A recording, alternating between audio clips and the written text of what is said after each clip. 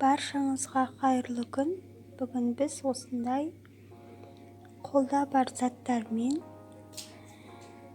осындай сурет салатын әдемі сәнді рамка жасап үйренетін боламыз. Ол үшін ең алдымен каналыма қолдау білдіріп, тіркеліп, лайк басып, комментарий қалдырып қойыңыздар.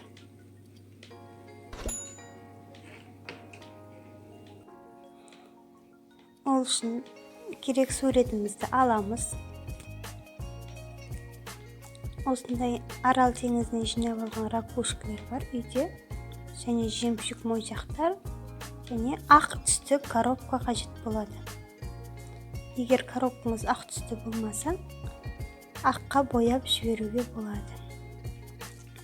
Суретімізді картонның үстіне қойып, өзімізге керек көлемін, жуан болса жуан, жіңішкелеу болса жіңішкелеу қылып өлшеп төртбұрыш қиып аламыз, және жиектер қиып дайындап алатын боламыз.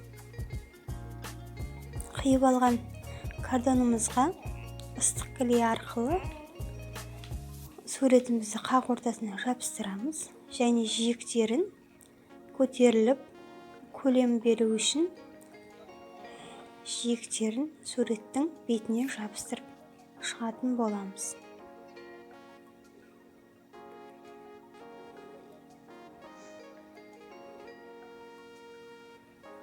Енді ракушкаларымызды аламыз. Оны да ыстық клейдің көмегімен өзімізге ұнаған бойынша орналастырып жабыстыратын боламыз.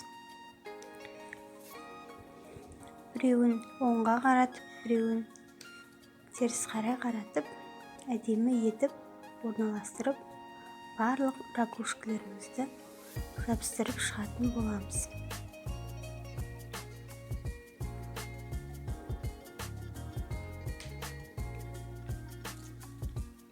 Міне барлығын жабыстырып шықтық. Енді ракушка болғандықтан пластилиннен, қызыл түсті пластилиннен кішкене жұлдыздың бейнесін жасап, жиегіне жабыстыратын боламыз. Енді ашық жерлеріне жемшік моншақтардан жабыстыратын боламыз.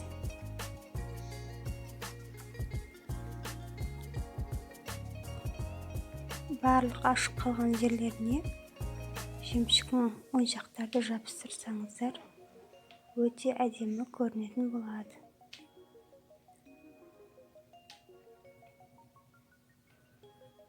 Майдасын, ірісін, сопақшасын араластырып жабыстыратын боламыз.